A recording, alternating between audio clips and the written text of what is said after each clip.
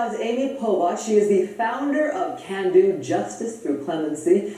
In 1990, Amy was sentenced to 24 years in prison for conspiracy because she collected bail money for her husband, Sandy, after he was arrested for running an ecstasy manufacturing operation. She served nearly 10 years before being granted clemency by President Bill Clinton in the year 2000.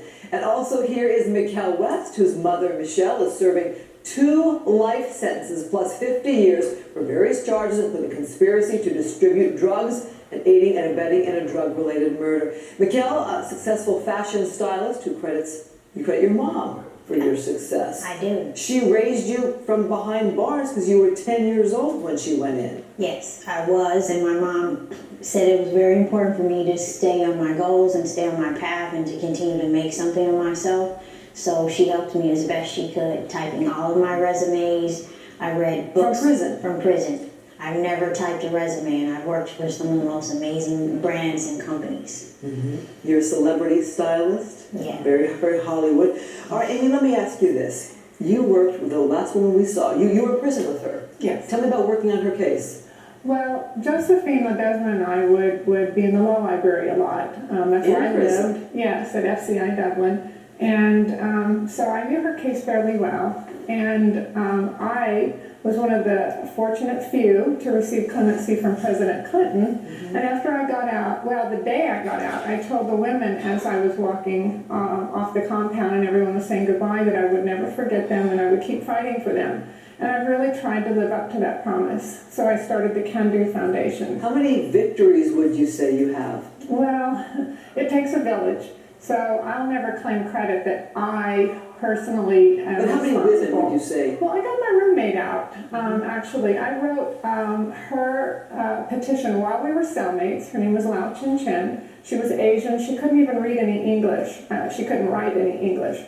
And she had only taken a phone call. And she got 17 and a half years for conveying a message to her boyfriend. And they said, well, you furthered the conspiracy one step, and the conspiracy law means you're guilty for everything that happened.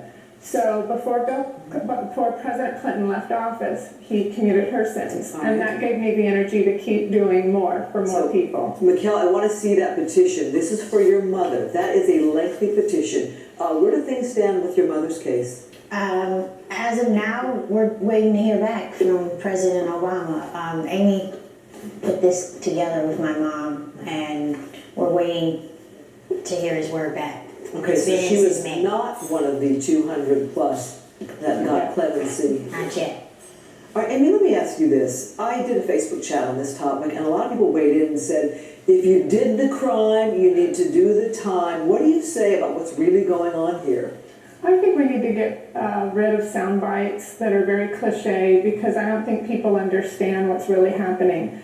And I call it the best kept secret in the nation, and that's the conspiracy law that was expanded in 1988 made it very easy for prosecutors to indict people on the very fringe. So girlfriends, wives, uncles, mothers, even grandmothers I've done time with, will often get indicted because their kids were maybe sold some drugs out of the house, and they say, well, your home was used to facilitate. And it only takes giving somebody a car ride. One woman said her husband only accepted a FedEx package and he didn't even know there was going to be drug money in it.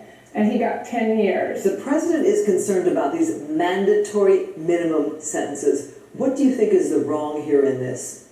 Well, what's wrong with it is, you know, there in the 80s there was sort of a series, a domino effect of many things that came into play. The Bail Reform Act took away bail so they could keep you in jail. If they can keep you in jail, they can get you to cooperate. Everything was sort of devised to get you to submit and not go on to exercise your Sixth Amendment right to a trial. So I think we need to really take a look at what the systemic process was, because conspiracy law was expanded, mandatory minimums were introduced, and all of them were to incentivize people to just plead guilty and surrender. But when you do that, you also have to give substantial assistance and aid them in the conviction of an additional person. So Miquelle, wrap this up for us.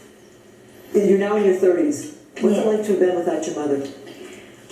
It's been hard. You know, I'm not sure why God chose this to be our path, but what's important is that I've stood strong and I've always believed in my mom, and I'll continue to fight for her. Waiting for an answer? Waiting for an answer. So the fight continues for a lot of families. All right, thank you both for coming in. We're going to talk more about this topic. Coming up next, he was sentenced to 5 years in prison on a drug charge. And then prosecutors added more time. Might shock you to learn why.